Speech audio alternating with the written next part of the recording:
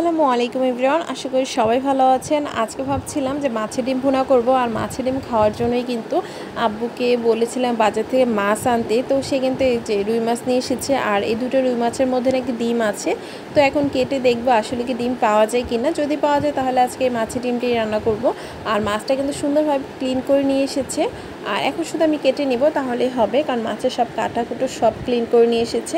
এখানে মাছগুলো কেটে নিচ্ছি। এই যে মাছগুলো কেটে নিলাম, আর মাছের মধ্যে কিন্তু ভালোই ডিম হয়েছে। আর আমি এখন ডিমটা ভুনা করে নেব। আর যে মাছগুলো সুন্দরভাবে ক্লিন করে এরপর পলিথিনে করে ফ্রিজে রেখে দেব।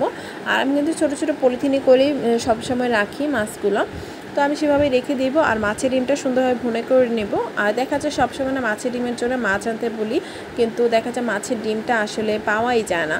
তো মাছের ডিম হলে কিন্তু আবার মাছে আয় পাওয়া যায় না, কিন্তু মাছের ডিম খেতে অনেক ভালো লাগে। আর বিশেষ করে আমার ছোটো বোনের মাছের ডিমটা একটু বেশি পছন্দ। তো এদিকে মাছের ডিমটা সুন্দরভাবে ক্লিন করে নিয়েছি। আর এখন দিয়ে দিচ্ছি সামান্য একটু লবণ, আদা রসুন বাটা, হলুদের গুঁড়া, একটু মরিচের গুঁড়া আর একটু ধনিয়া গুঁড়া দিয়ে সুন্দরভাবে মাছের ডিমটা একেবারে মেখে নেব। আর মাখাটা কিন্তু এভাবে মাখবো যেন মাছের ডিমটা একেবারে ভেঙে যায়। আমি কিন্তু তেমনভাবে মেখে নিয়েছি, এই যে দেখতে পাচ্ছেন। এখানে মাছের ডিমটা সুন্দরভাবে ভেজে নেব। আর মাছের ডিমের মধ্যে যেমন একটু রগ থাকে বা লাল লাল রগগুলো থাকে আর কি, কালো, ওগুলো কিন্তু আমি ফেলে দিয়েছি। ওগুলো যখন এভাবে হাত দিয়ে মাখানো হয় তখনই কিন্তু ওগুলো ফেলে দিয়েছি। তো যাই হোক, এখন মাছের ডিমগুলো ভাজার জন্য চুলায় একটি প্যান বসিয়ে দিয়েছি। আর প্যানের মধ্যে একটু তেল দিয়ে, সরষের তেল দিয়েছি আমি এখানে, দিয়ে মাছের ডিমগুলো দিয়ে দিচ্ছি। আমি ভেবেছিলাম প্রথমে যে এভাবে একটু একটু করে ডিম দিয়ে গোল গোল করে মাছের ডিমটা ভুনা করব, আসলে এমন আর করতে পাইনি। তো আমি ভাবলাম যে থাক, আমি একেবারে মাছের ডিমটা দিয়ে দিই। এরপরে যেভাবে আমরা ডিম ভুনা করি আর কি, মানে ডিম ভাজি মুরগির ডিম, সেভাবে আমি মাছের ডিমটা এভাবে দিয়ে দিলাম তেলের মধ্যে, দিয়ে এভাবে আমি ভেজে নেব। আর মাছের ডিমটা আসলে আমরা এক এক রকমভাবেই রান্না করে থাকি, কিন্তু আমার কাছে যদি এভাবে মাছের ডিমটা একটু আস্তে আস্তে থাকে আমার কাছে ভালো লাগে। তার জন্য ভাবলাম যে আজকে এভাবে একটু ভুনা করি, তো তার জন্য এভাবে করে নিচ্ছি। তো এখানে মাছের ডিমটা ভালোভাবে ছড়িয়ে এরপর আমি ঢাকনা দিয়ে ঢেকে রেখে দিয়েছিলাম 1 মিনিটের মতো। এখন কিন্তু এক পাশ হয়ে গেছে, এখন আমি উল্টাবো, কিন্তু উল্টানোর সময় না আসলে আমি ভয় পাচ্ছিলাম যে মাছের ডিমটা উল্টাতে গেলেই মনে হয় ভেঙে যাবে। আসলেই ভেঙে যাচ্ছে, কারণ যা চিন্তা করেছিলাম বা যে ভয়টা পেয়েছিলাম সেটাই কিন্তু হয়েছে, যে মাছের ডিমটা কিন্তু ভেঙে। এখন আমি সুন্দরভাবে নিচের পাশ থেকেও ডিমগুলো উঠিয়ে একটু উল্টিয়ে পাল্টিয়ে ভেজে নেব। আর সবগুলো সুন্দরভাবে উল্টিয়ে নিচ্ছি। তো মাছের ডিম যেহেতু, তো একসাথে তো আর সম্পূর্ণ উল্টানো যাবে না, তো তার জন্য আর কি আমি নিচে থেকে যে ভাঙাগুলো বের হয়েছে তা আমি একটু এক্সট্রা করে একটু সুন্দরভাবে উল্টিয়ে পাল্টিয়ে নিচ্ছি। আর এদিকে খুব একটা ভালোভাবে ভাজবো না, হালকা করে ভেজে নেব।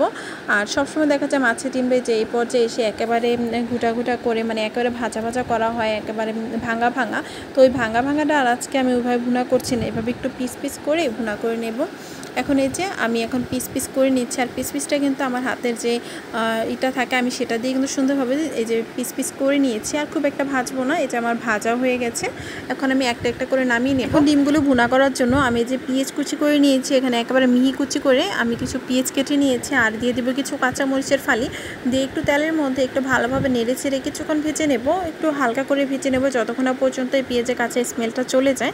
তো কাঁচা স্মেলটা চলে গেলে কিন্তু এর মধ্যে দিয়ে দিয়েছি সামান্য একটু আদা রসুন বাটা। যেহেতু আদা রসুন বাটাটা আমি ডিমের মধ্যেও দিয়েছিলাম, তাই আমি এখানে খুব একটা বেশি দিচ্ছি না, হাফ চামচ পরিমাণ আদা রসুন বাটা দিয়ে দিলাম। দিয়ে ভালোভাবে নেড়ে চেড়ে একটু মিশিয়ে এরপর আমি এখানে একটু মশলা অ্যাড করবো। আর মশলা অ্যাড করার জন্য প্রথমে একটু পানি দিয়ে দিচ্ছি, যেন মশলাটা পুড়ে না যায়। একটু পানি দিয়ে মিশিয়ে এখন আমি সব মশলা দিয়ে দিচ্ছি। আমি এখানে প্রথমে লবণ দিয়েছি, হলুদের গুঁড়া, মরিচের গুঁড়া, ধনিয়া গুঁড়া সব কিছু দিয়ে সামান্য আরেকটু পানি দিয়ে মশলাটা খুব ভালোভাবে কষিয়ে নেব। আর সবসময় আমি এরকম অল্প মশলা দিয়ে রান্নাটা করে থাকি। আর যেহেতু খুবই বেশি একটা রান্না না, এটা কিন্তু খুবই অল্প পরিমাণ ডিম, তার জন্য একটু অল্প মশলাই দিয়ে দিয়েছি। তো মশলাটা কষিয়ে একটু পানি দিয়ে দিলাম, কারণ যেহেতু ভুনা করব তার জন্য আমি পরিমাণ মতো বুঝে পানিটা অ্যাড করে দিয়েছি। একটু নেড়েচেড়ে ঢাকনা দিয়ে ঢেকে রেখে দিয়েছিলাম 2-1 মিনিটের মতো। এরপর আরেকটু নেড়েচেড়ে এখন আমি যে ভাজা ডিমগুলো দিয়ে দিচ্ছি। আর ভাজা ডিমগুলো দিয়ে একটু ভালোভাবে ছড়িয়ে নেব। ছড়িয়ে ঢাকনা দিয়ে ঢেকে প্রায় 5 মিনিটের মতো রান্না করে নিলেই কিন্তু আমার এই ডিম রান্নাটা একেবারে রেডি হয়ে যাবে। আর রান্নাটা ততক্ষণ পর্যন্ত করবো যতক্ষণ পর্যন্ত এই যে রান্নাটার উপরে একেবারে তেলটা বেশি উঠবে, ততক্ষণ পর্যন্ত কিন্তু রান্নাটা করে নেব। এই যে এখন আমি ঢাকনা দিয়ে ঢেকে রেখে দিলাম। আর এইভাবেও কিন্তু মাছের ডিম রান্না করলে খেতে খুব ভালো লাগে, আর গরম গরম ভাতের সাথে কিন্তু অনেক বেশি মজা লাগে এই মাছের ডিমটা। তো যাই যে আমার কিন্তু রান্না করা একেবারে হয়ে গেছে। তো এখন আর আমি নাড়াচাড়া করব না, আমি শুধুমাত্র এই ফ্রাই প্যানটা একটু নাড়াচাড়া করে নিচ্ছি। এই যে এইভাবে করে নিলেই হবে, আর কোনো খুন্তি দিয়ে নাড়াচাড়া কোনো প্রয়োজন নেই। এটা আমার রান্নাটা কিন্তু একেবারে কমপ্লিট হয়ে গেছে, আর গরম গরম ভাতের সাথে এটা খেতে অনেক বেশি ভালো লাগে। তো আজকের জন্য এই পর্যন্ত। আর আমার রান্নাটা ভালো লাগলে একটি লাইক দিয়ে আমার পাশে থাকবেন। তো সবাই ভালো থাকবেন, সুস্থ থাকবেন, আল্লাহ হাফেজ।